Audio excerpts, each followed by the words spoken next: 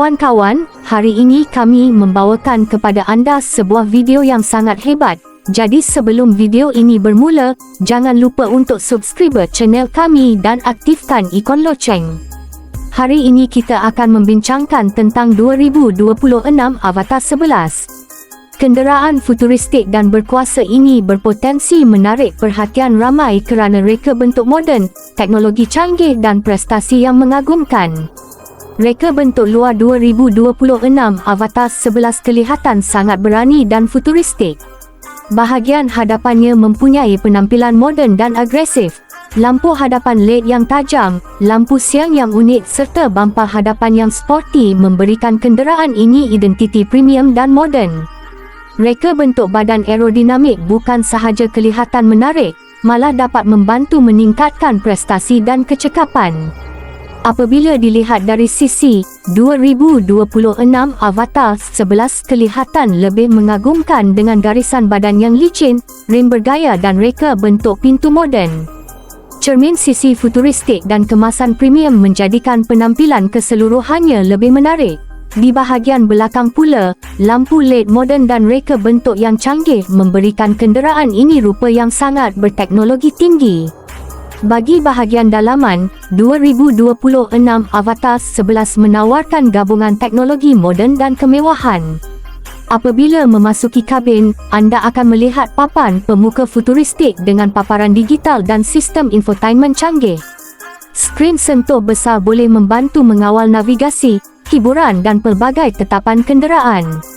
Pemandu juga boleh menikmati paparan instrumen digital yang menunjukkan kelajuan, maklumat bateri, jarak pemanduan dan pelbagai maklumat penting.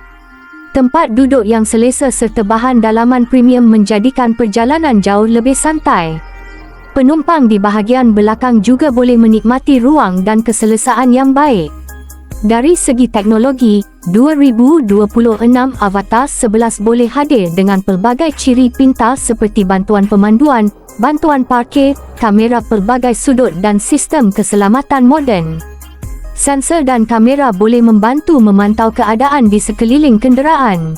Ciri seperti kawalan jelajah adaptif, bantuan lorong dan brek kecemasan automatik boleh menjadikan pemanduan lebih selamat dan mudah. Dari segi prestasi, Avatar 11 berpotensi menawarkan pengalaman pemanduan elektrik yang berkuasa dan moden. Sistem motor elektrik dapat memberikan torque segera, menjadikan pecutan terasa lebih pantas dan lancar. Sebagai kenderaan elektrik, pemandu juga boleh menikmati perjalanan yang lebih senyap dan selesa. Bateri dan jarak pemanduan merupakan antara perkara paling penting bagi kenderaan elektrik.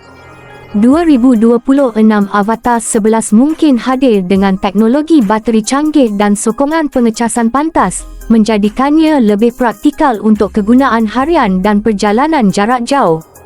Jadi kawan-kawan, bagaimana pendapat anda tentang 2026 Avatar 11? Adakah anda lebih menyukai reka bentuk luarannya atau bahagian dalamannya yang berteknologi tinggi? Tulis pendapat anda di ruangan komen. Jangan lupa like, share dan subscribe channel kami. Aktifkan juga ikon loceng supaya anda tidak terlepas video otomotif terbaru daripada kami. Jumpa lagi dalam video hebat yang seterusnya. Jaga diri dan bye-bye.